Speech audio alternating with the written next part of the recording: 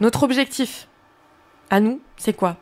Des sociétés basées sur la subsistance et l'autonomie, respectueuses de leur environnement, conscientes des limites, débarrassées des systèmes d'oppression, ancrées dans le local.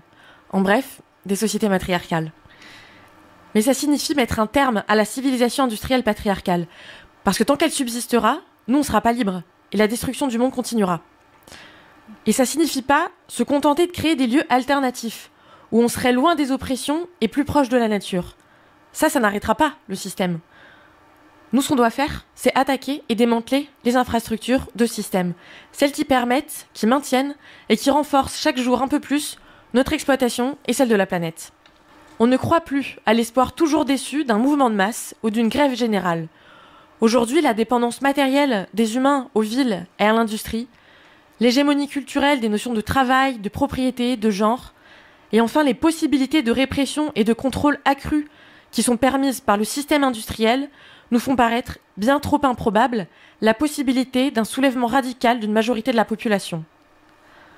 On pense tout de même qu'un changement social global est nécessaire, et comme on refuse de conditionner celui-ci à une hypothétique révolution dont on ne saurait ni trop, ni quand, ni comment elle arriverait, on vous propose une stratégie bien plus réaliste, car plus adaptée au contexte matériel du XXIe siècle. C'est ce que DGR appelle la guérilla écologique décisive, la GED. Il faut établir un pare-feu entre, d'un côté, ce qu'on appelle le above ground, c'est-à-dire les militantes à visage découvert, qui vont pratiquer de la désobéissance civile, développer des bases pour s'organiser, diffuser une culture de la résistance, mais qui du coup seront facilement identifiables et surveillables par l'État. Et de l'autre, ce qu'on appelle l'underground, c'est-à-dire des militantes qui organiseront des actes de sabotage coordonnés et de démantèlement des infrastructures, en toute clandestinité et sans lien avec l'above ground, pour ne pas faciliter le travail de répression de l'État. Et ça, c'est la condition sine qua non si on veut assurer une longévité et un succès à notre mouvement de résistance.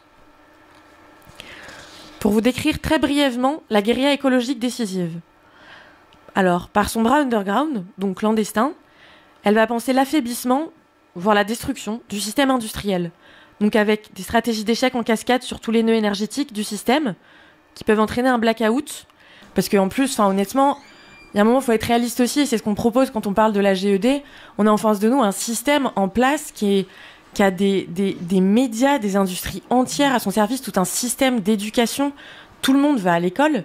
Et c'est aussi ça qu'on met en avant, nous, quand on parle de la GED, c'est le fait qu'on peut pas juste attendre, on peut pas juste travailler à ce qu'il y ait un changement de croyance ou de culture. On n'a pas le temps et on n'a clairement pas les moyens face au système. Et c'est aussi pour ça que pour nous, il faut aller attaquer du coup matériellement le système aussi. Et ça permettra, entre autres, si y a par exemple des blackouts et des pannes énergétiques, de ne plus avoir tous les médias aujourd'hui qui font la propagande du système en place, quoi. Et nous, ça nous laissera carrément plus de place pour faire notre propagande à nous. Et voilà. Réinventer nos imaginaires. Le changement, il arrive parce qu'il y a des mouvements qui s'organisent politiquement pour démanteler les systèmes de domination. Il n'arrive pas comme ça en attendant ou en se disant que si on pense comme ça et qu'on crée une petite communauté qui va penser comme ça, et ben le monde va changer. Voilà, je pense que c'est ce qu'on essaye de transmettre comme idée en fait. C'est ça la radicalité aussi politiquement. Et on sait que si nous, on ne va pas mettre un terme à cette civilisation en allant attaquer ces infrastructures pour la stopper, parce qu'aujourd'hui, c'est toute l'énergie qu'elle génère qui lui permet de continuer à progresser, à avancer dans son œuvre destructrice, bah demain, tout ça, il n'y aura plus rien en fait, quoi.